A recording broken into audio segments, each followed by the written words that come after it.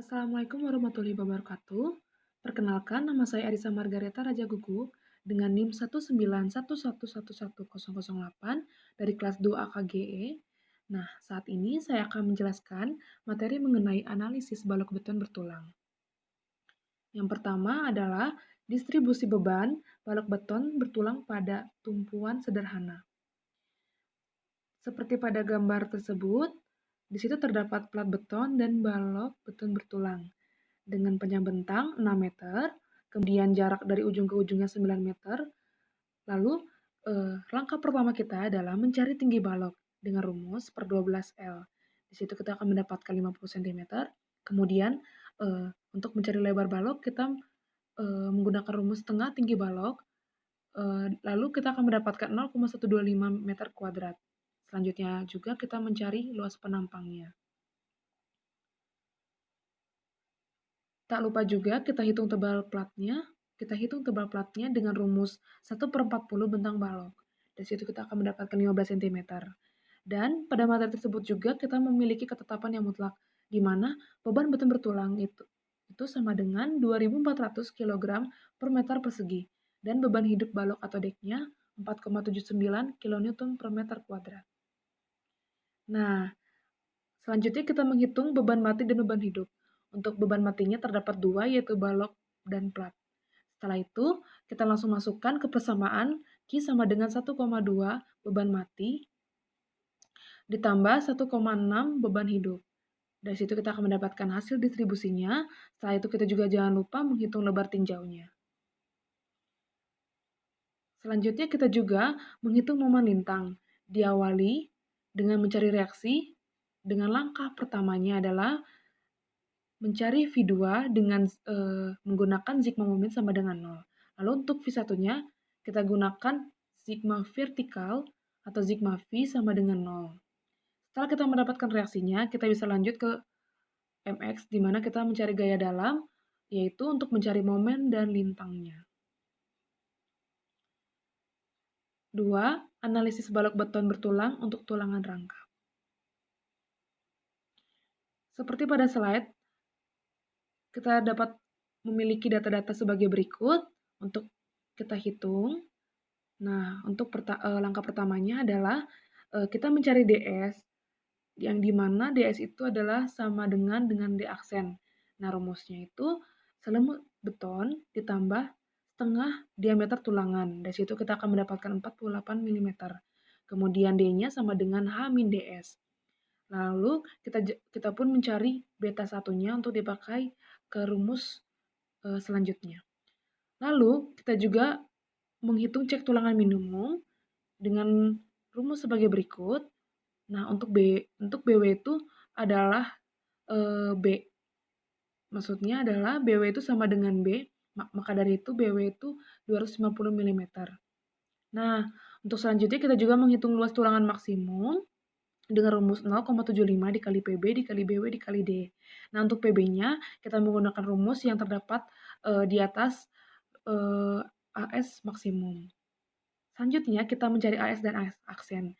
Nah, karena kebetulan diameter tulangan dan jumlah tulangannya sama, maka AS-nya sama-sama 603,186. Dan jangan lupa pastikan AS yang kita dapatkan itu lebih kecil dari AS minimum, lebih besar dari AS minimum, dan lebih kecil dari AS maksimum. Selanjutnya adalah kita mencari asumsi tulangan tarik leleh, tulangan tekan belum leleh, dan keseimbangan dengan persamaan CC tambah CS sama dengan TS. Dari situ kita akan mendapatkan C, lalu dimasukkan ke dalam rumus A sama dengan beta 1 dikali C. Setelah itu kita langsung ke pengecekan. Yang pertama adalah cek daktilnya, di mana A harus lebih kecil dari AB. Kemudian untuk cek tulangan tarik lelehnya, ES harus lebih besar dibandingkan EY. Dan untuk tulangan tekan belum lelehnya juga, S aksen harus lebih besar dibandingkan EY. Nah, selanjutnya kita mencari MN dengan rumus CC dikali D min setengah A ditambah CS dikali D min D aksen. Nah, dari situ kita akan mendapatkan hasil 171,81 kg meter. Nah, selanjutnya kita langsung ke pengecekan MU lebih kecil dibandingkan rho Mn. Nah, untuk rho-nya kita menggunakan persamaan atau rumus yang ada di atas. Nomor 3, menganalisis atau desain tulangan geser. Nah, di sini sudah terdapat data-data yang sudah diketahui. Langsung saja ke langkah pertama, itu menghitung nilai ds, d aksen, dan d. Sama seperti rumus yang barusan saya jelaskan, hanya perbedaannya pada diameter sengkangnya. Jadi di sini ditambahkan dengan diameter sengkang. Dan setelah itu kita langsung menghitung kuat geser untuk struktur geser dan lentur saja. Nah, di sini tuh terdapat persamaan Vn sama dengan Vc tambah Vs. Nah, untuk mencari itu, kita pertama mencari Vc-nya dulu, di mana rumusnya adalah 0,17 dikali lambda dikali akar F aksen C dikali BW dikali D. Hingga dapatlah 10.835,91 kg. Selanjutnya kita juga mencari kuat geser izinnya dengan persamaan sebagai berikut. Nah, selanjutnya kita langsung mencari Vs-nya. Yang pertama, kita hitung dulu VU-nya. Dengan rumus VU sama dengan setengah QL. Setelah itu, kita langsung mencari Vs-nya. Di sini terdapat dua, di mana VU sepanjang jarak D, dan satunya lagi VU melebihi setengah rho Vc. Nah, perbedaannya terletak pada Vc-nya.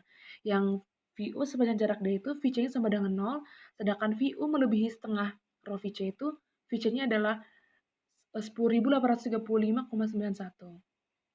Nah, setelah itu kita langsung cek Vs-nya dengan persamaan Vs lebih kecil dibandingkan 0,66 akar V aksen C dikali BW dikali D. Setelah kita mendapatkan hasilnya, kita langsung mencari AV-nya dengan rumus 1/4 VD kuadrat dikali N.